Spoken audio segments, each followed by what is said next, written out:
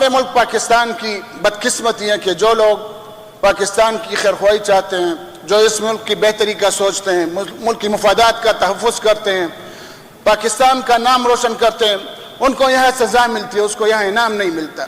یہ ہماری ملک کی بہت بڑی بدقسمتی ہے، اور یہ 1947 سے جب سے پاکستان بنا ہے اسی وقت سے اور آج تک یہ چلا رہا ہے۔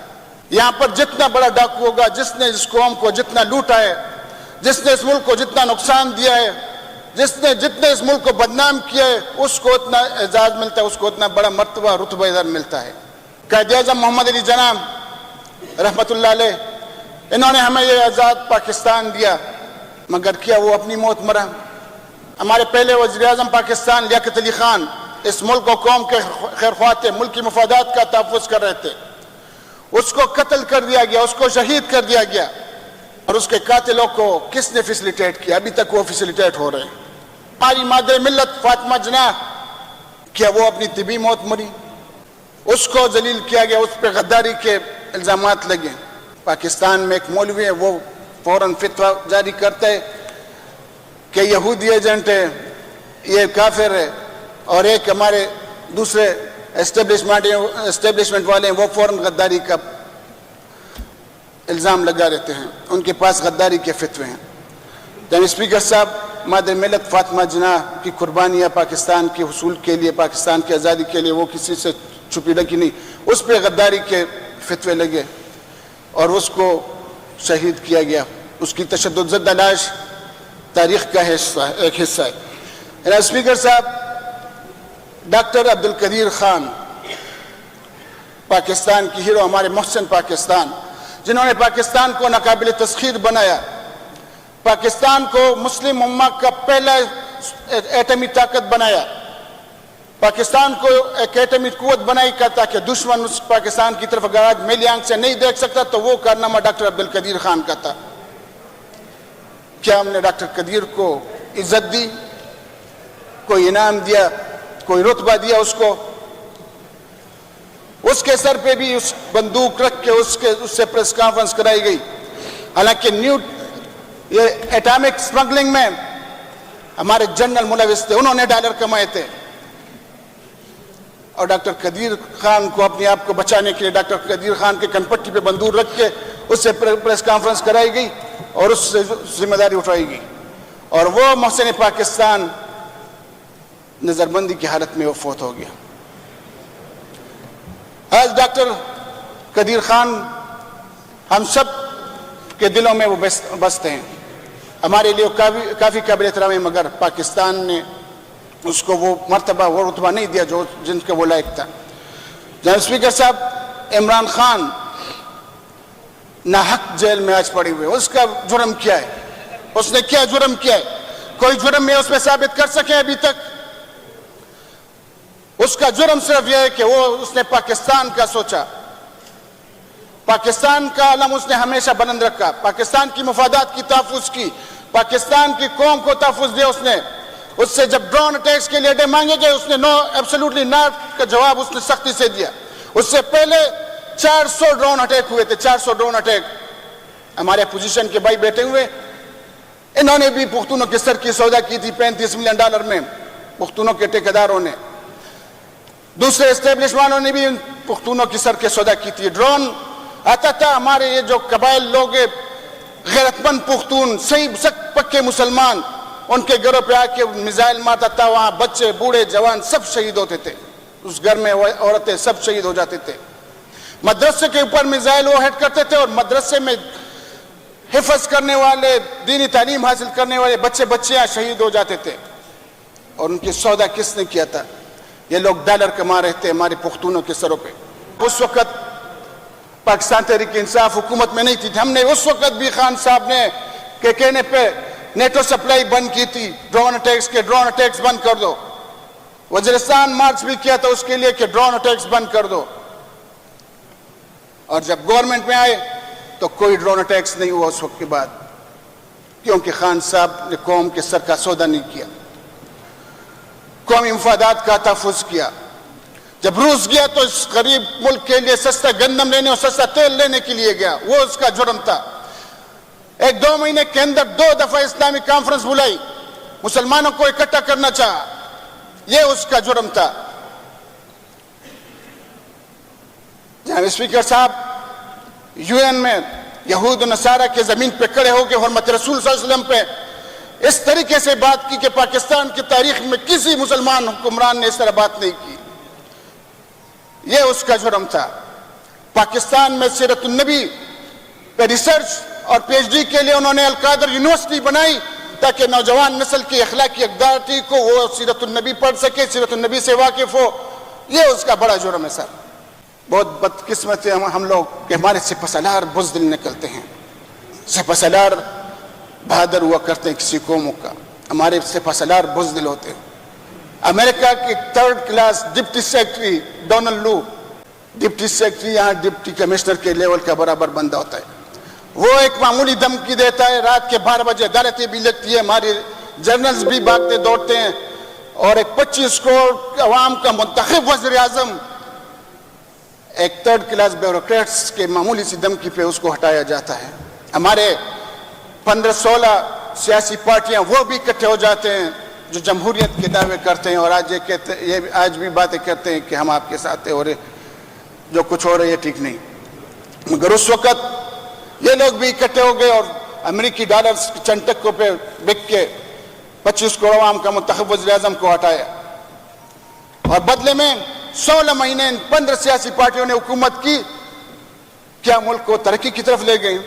پاکستان کی بڑھتی ہوئی معیشت جو 6+ پہ جا رہی تھی گروتھ پہ، وہ اس کو مائنس کی طرف لے آئے۔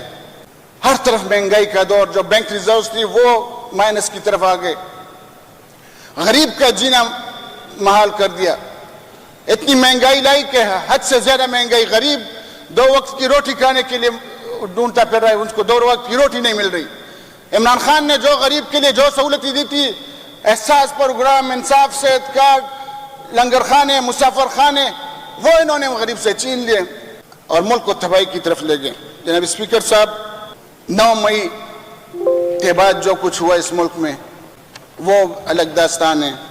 یہ ہمیں جناح ہاؤس کا تو ڈنڈورا پیٹتے رہتے ہیں، مگر جناح ہاؤس پہ تو ہم کہتے ہیں کہ اس پہ جوڈیشل کمیشن بنائے جائے 9 مئی پہ، اور حقائق عوام کے سامنے لائے کہ کون اس کے مجرم ہے، کون اس کے ذمہ دار ہے، اس کی طرف یہ جاتے نہیں ہیں، بار بار ڈنڈورا پیٹتے ہیں 9 مئی۔ جناح ہاؤس تو پہلے آپ لوگوں نے قبضہ کیا، جناح کے ورثہ ہیں، ان کے حوالے پہلے کر دو، تو آپ تو جناح ہاؤس کے بھی قابضین ہو خود۔ جلائے بھی آپ لوگوں نے، الزام پاکستان تحریک انصاف پہ لگایا جا رہا ہے۔ مردان میں ادھر انہوں نے کچھ سٹیچوز، کچھ بت بنائے ہوئے تھے فوجیوں کے، کہتے ہیں کہ ادھر کرنل شیر خان شہید کا مجسمہ تھا، اس کی بے حرمتی کی گئی۔ جناب اسپیکر صاحب، کرنل شیر خان ہمارے پختونوں کا فخر ہے، وہاں پر میں آج بھی چیلنج کرتا ہوں کہ کوئی آ کے ادھر ہمیں بتا دے کہ کدھر تھا کرنل شیر خان کا مجسمہ۔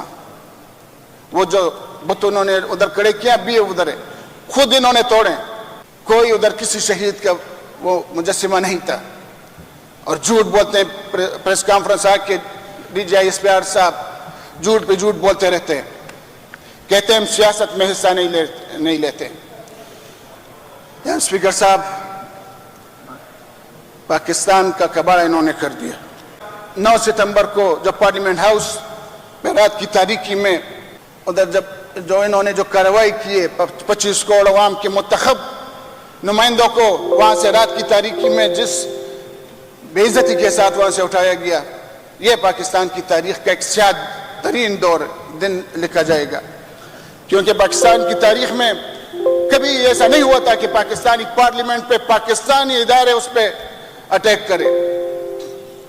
یہ تو پاکستان کا پارلیمنٹ تھا، پاکستان کا سپریم ادارہ جو پاکستان کی 25 کروڑ آبادی کی نمائندگی کرتا ہے، پاکستان کی 25 کروڑ عواموں نے منتخب کر کے وہاں پر نمائندے بھیجے ہوتے ہیں، ان کی نمائندگی کرتے ہیں، وہاں پر شب خون مارا گیا۔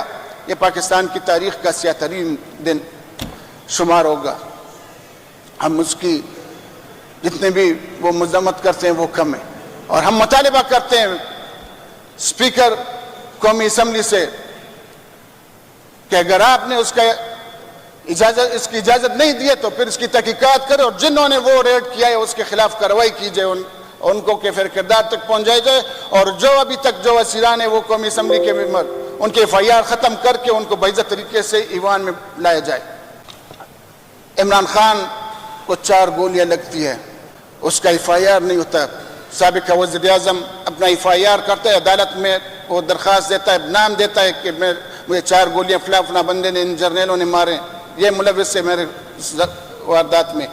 ہمارے وہاں ورکر شہید ہوتے ہیں، ہمارے دوسرے لیڈر زخمی ہوتے ہیں، ان کا FIR نہیں کاٹا جاتا۔ ارشد شریف شہید رحمت اللہ علیہ، اس کو شہید کیا جاتا ہے، صحافت کا ایک عظیم شہید۔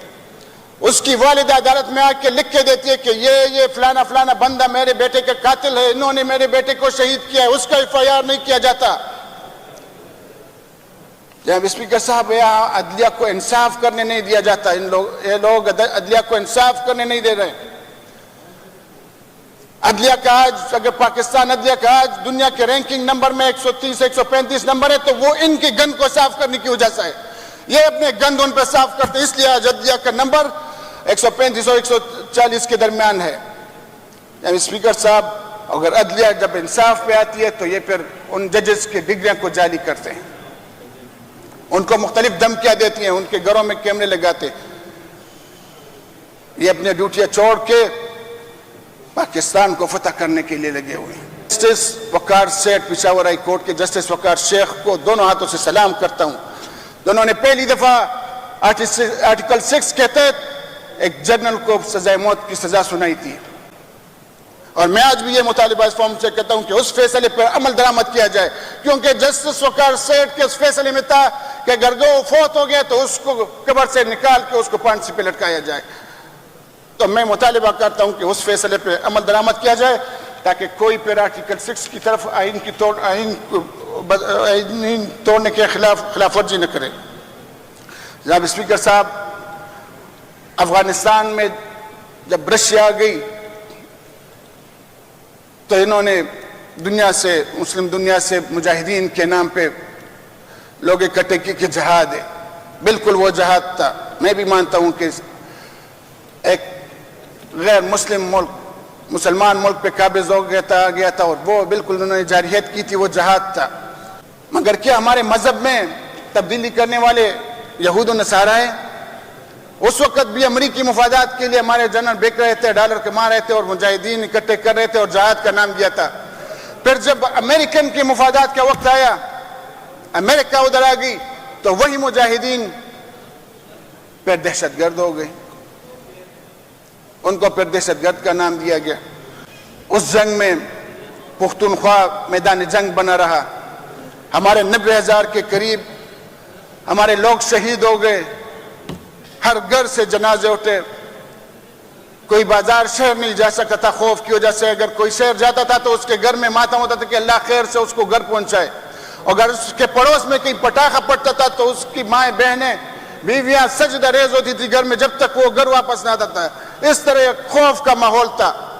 جب پاکستان تحریک انصاف کی حکومت آئی 2013 میں تو خوف کا ماحول ختم کر دیا۔ ہم اس ملک میں، صوبے میں ہم نے امن لائے تھے۔ لوگوں نے صبر کا ظالمانوں چاہ خبر کو پورے شی کرنا تا پر آگے کی چرتا خبر شوی ہوئے